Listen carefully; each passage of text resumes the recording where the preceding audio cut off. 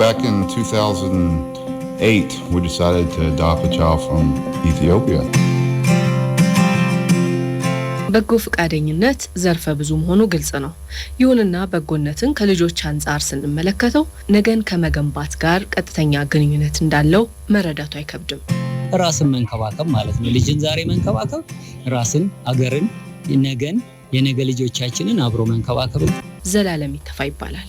በሙያው ፋርማሲስት ቢሆንም ልጆች ላይ ትኩረት አድርጎ የሰራበት ጊዜ ትልቁ ጥሪው እንደሆነ ያስባል። እኔ ከሃርድ ሳይንስ የነበርኩ ሰው ነኝ። በሙያዬ ኬሚስትና ፋርማሲስት ነኝ።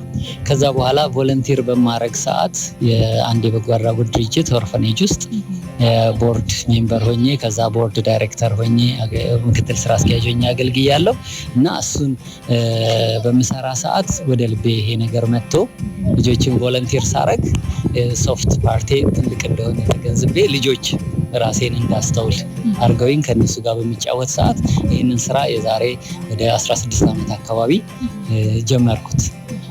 ከዛ በኋላ እነሱን ማገዝ በትርፍ ሰዓቴ እንደዚህ 1-2 ዓመት ከቆየሁ በኋላ ከዛ በኋላ በተለያዩ ስልጠናዎች ያዳበርኩት የምወደውም ነገር እንደሆነ ደግሞ አስተዋልኩኝ። ከፓሽኔ ጋር የሚገናኝ ነገር እንደሆነ ማለት ነው። ዘላለም ይተፋ አሁን ላይ ቢላቭድ ኢትዮጵያ በተሰኘ በጎ አድራጎት ተቋም ውስጥ ከልጆች ጋር በቅርበት እንዲሰራ ምክንያት ሆኖለታል። ስራውም እርካታ ይታይበታል። ልጆች ኬክ አታብዙ፣ ምሳ። እሺ ቢላቭድ 15 ዓመት እየሞላን ነው።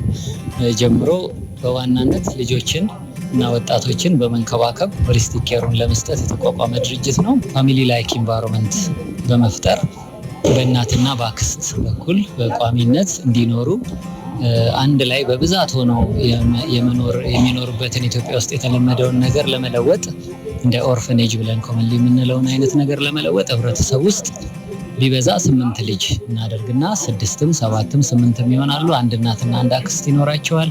ግሩፕ ወይም የጋራ የቡድን ቤት እንለዋለን። የሰፈር ይኖራቸዋል። እናት አላቸው፣ አክስቶች ይኖራሉ። በዛ መልክ ልጆችን የሚንከባከብ አሁን በአሁኑ ሰዓት 11 የቡድን ቤቶች አሉን።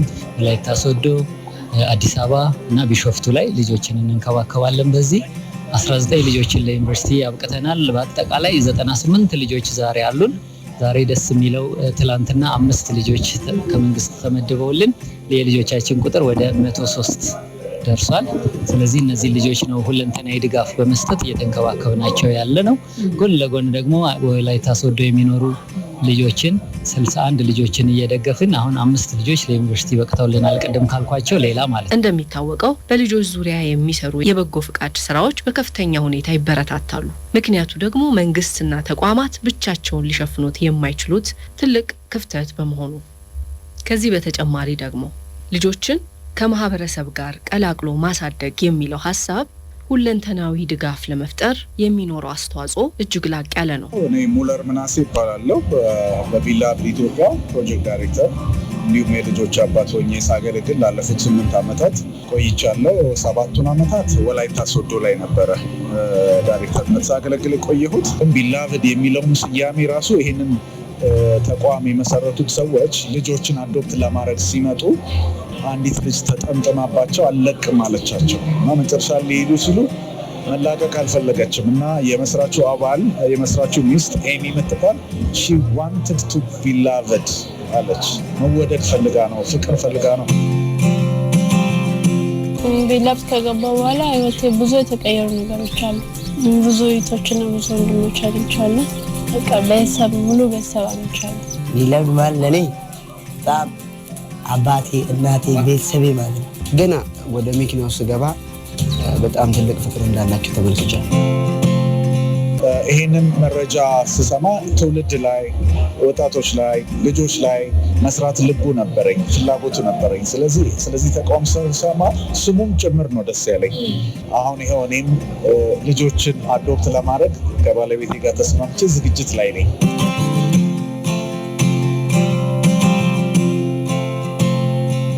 እንደው ልጆች ማህበረሰብ ጋር ተቀላቅለው እንዲያድጉ መደረጉ ምን አይነት ፋይዳ አለው ብለህ ትገልጸዋለህ?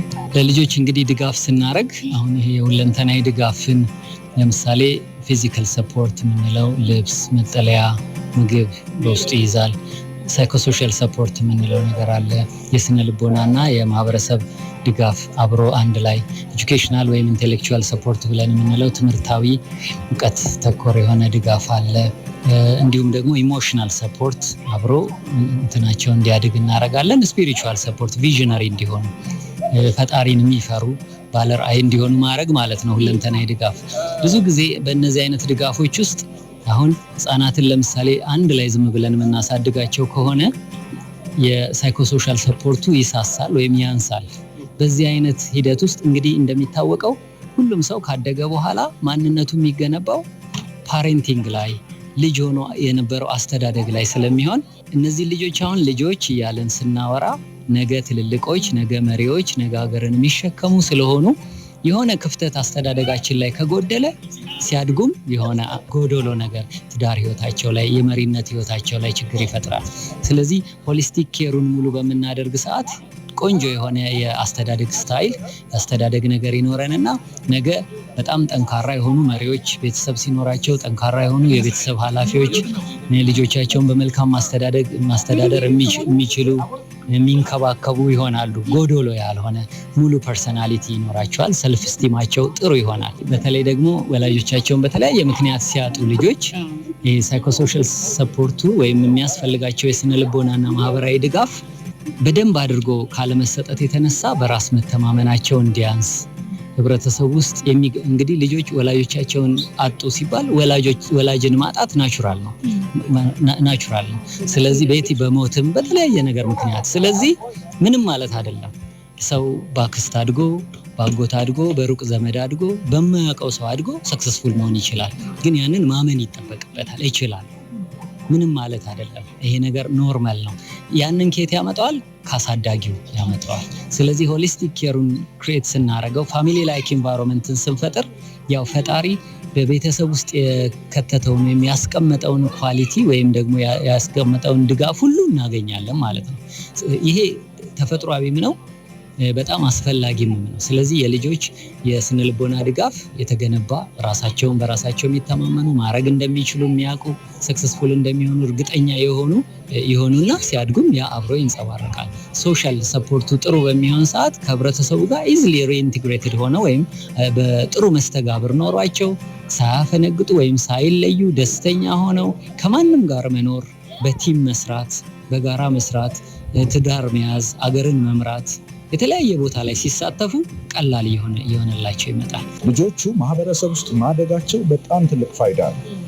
ከማህበረሰቡ ልጆች ጋር እየተጫወቱ ማደጋቸው፣ ከማህበረሰቡ ልጆች ጋር ትምህርት ቤት አብረው መሄዳቸው፣ በዓላት አብረው ማክበራቸው፣ የተለያዩ የጽዳት ዘመቻ የተለያዩ ስራዎችን አብረው መስራታቸው የተለዩ ልጆች እንዳይደሉ ለራሳቸው ዋጋ እንዲሰጡ ማህበረሰቡን እንዲወዱ ራሳቸውን እንዲቀበሉ ትልቅ አስተዋጽኦ አለው። ስለዚህ ማህበረሰብን እየወደዱ ማህበረሰብን እያከበሩ ከማህበረሰብ ጋር ተቀላቅለው ሀገራቸውን እየወደዱ ፈጣሪንም እየፈሩ እንዲያድጉ ትልቅ አስተዋጽኦ ያደርጋል። ካምፕ ቢሆኑ ከማህበረሰብ ጋር ከካምፕ ሲወጡ ከማህበረሰብ ጋር መቀላቀል ይከብዳቸዋል። አሁን ግን ትልቅ የስነ ልቦና ዋጋ አለው። ትልቅ የስነ ልቦና ሕክምና አለው እዛ ውስጥ። ልጆች ጋር በተያያዘ ግን አንተ ካለህም ካየኸው ነገር አንጻር ይገጥማል። ልጆቹ እንዴት ነው የሚገኙት የሚለው ነገር ላይ ምንድን ነው ያለው እውነታ? በተለይ ወላይታ አካባቢ 7 ዓመት ሰርቻለሁ እና እዛ ያለው ኤክስፒሪየንስ በጣም ይጣላል። በተለይ ዩኒቨርሲቲ የሚመጡ ልጆች ድንገት ያረግዛሉ። ቱቦ ስር ዩኒቨርሲቲ አካባቢ በጣም ይጣላል። እዛ አካባቢ ደግሞ ማቆያም ስላለ አንዳንድ ሰዎች ወልደውም ያነሳሉ በሚልም ሊጥሉም ይመጣሉ ይባላል። ስለዚህ ይጣላል። በተለይ ወጣቱ ሌላም ሊሆን ይችላል ብዙ ነው። ህፃን ይጣላል እና የሴቶችና ህፃናት ነው ለኛ እነዚህ ልጆች የሚያመጣው የሚያገናኘው።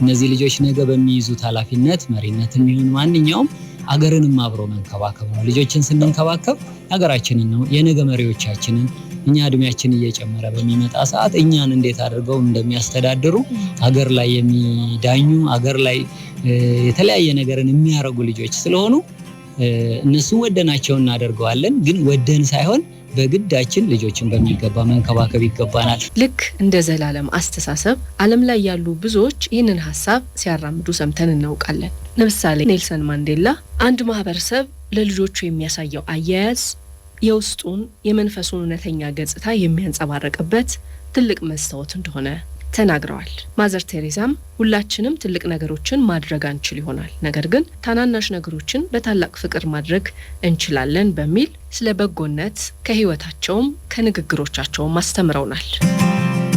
በጣም ከባዱ ነገር በዛ ልብ በተቆረሰ ልብ ያንን ነገር መስራት የሚሰሩ ስታፎችን መመልመል በጣም ከባድ ነው።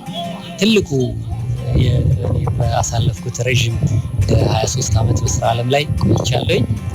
በዚህኛው ስራ ላይ ደግሞ ካሳለፍኩት ቆይታ ውስጥ ረጅሙ ሰው የመቅጠር ሂደት እናት እና አክስት ትክክለኛ ሰው መፈለግ ነው። ምክንያቱም በጣም ብዙ ነገር ስለሚፈልግ መቆረስ ስለሚፈልግ አለመድከም።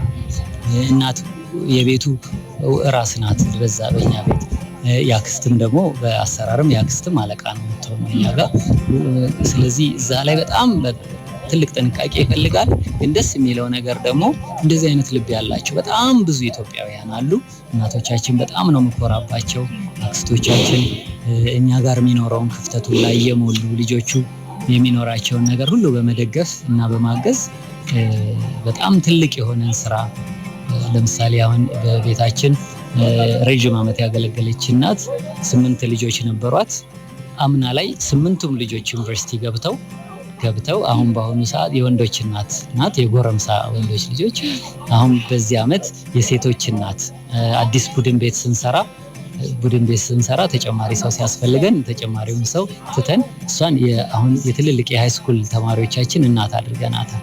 ይሄ ትልቅ ኩራት ነው። 8 ልጅ አሳድገሽ 8 ልጅ ዩኒቨርሲቲ ማብቃት እና ይሄንን ስታስቢ ክፍተትን የሚሞላ እንደዚህ አይነት ሰው አለ ህብረተሰባችን ውስጥ በጣም ለልጆች መቆረስ የሚችል በጣም ጎበዞች፣ ጀግኖች እናቶች፣ ጀግኖች አክስቶች፣ ጀግኖች ሶሻል ወርከሮች፣ ክፍተቶችን የሚሞሉ ትልልቅ ጀግና ሊደሮችን እዚህ ስራ ላይ ይቻላል። ስለዚህ በቲም እንደዛ በጋራ ሲሰራ ስራው በጣም ያማረ ይሆናል። ስለዚህ እነሱ ልጆች ውስጥ ደግሞ በበጎ ፍቃድ ማገልገል የሚሉ ሀሳቦች ላይ እየሰሩ አሉ። ልጆቹ ላይ የምትሰሩት ነገር አለ?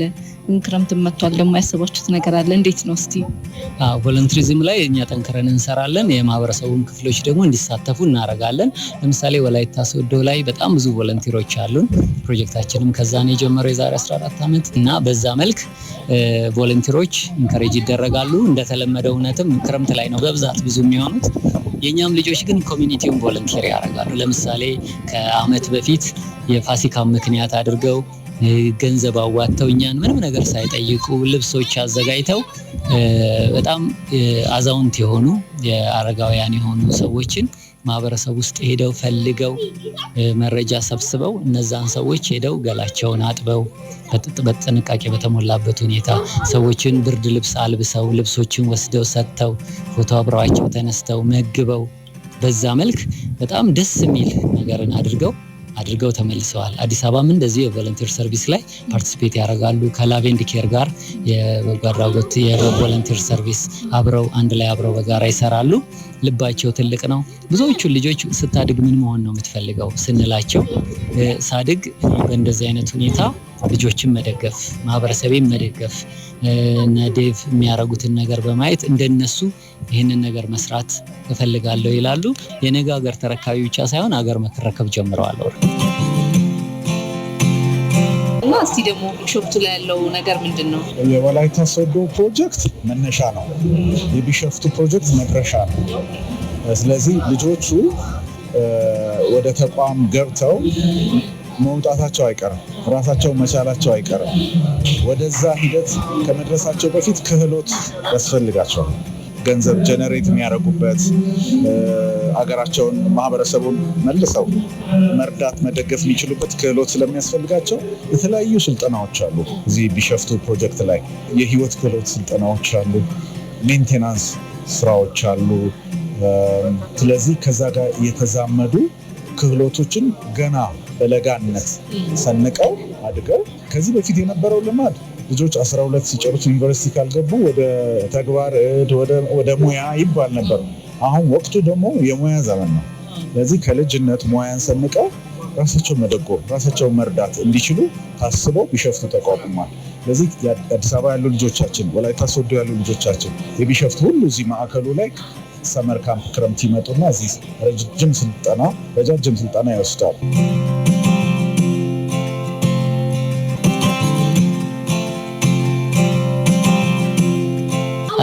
በጨርሻ ማንሳት የምፈልገው ነገር እንግዲህ በሀገራችን እንደሚታወቀው በጣም ብዙ ልጆች ለችግር የተጋለጡ ቨልነራብል የምንላቸው ብዙ ሚሊዮን ልጆች እንዳሉ ይታወቃል። እና ሁልጊዜ በአእምሮ የሚመጣው ነገር ሁሉም ህብረተሰቡ የበኩሉን አስተዋጽኦ ቢያደርግ የአደራ ቤተሰብን ነገር ማበረታታት ብንችል ሁሉም ሰው አንድ ልጅ ነው ቤቱ ማሳደግ ቢችል ልቡ ያለው ሰው ማለት ነው የልጆችን ቁጥር መቀነስ እንችላለን። ለችግር የተጋለጡትን ከጎዳና ላይ ያሉትን ልጆች እንቀንሳለን።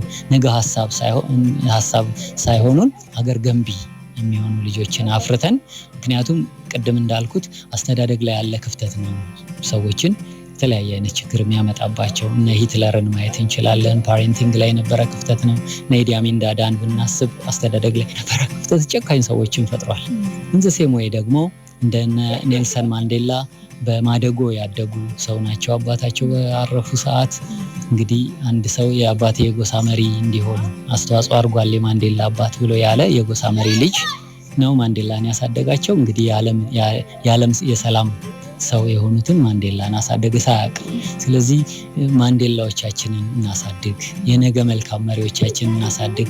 ካልሆነ ክፉ ቢሆኑብን የዓለም ስጋት ይሆናሉ። ስለዚህ ሁላችን የበኩላችንን እያደረግን አንችንም ማለቱን ትተን የበኩላችንን ኮንትሪቢዩት ካደረግን ለችግር የተጋለጡ ህፃናትን ቁጥራቸውን መቀነስ፣ ለነሱ መድረስ፣ በአእምሯችን ደግሞ ደስተኛ መሆን እንችላለን። ሁላችን በጋራ እንትጋላለን። በጣም አመሰግናለሁ። እኔም አመሰግናለሁ።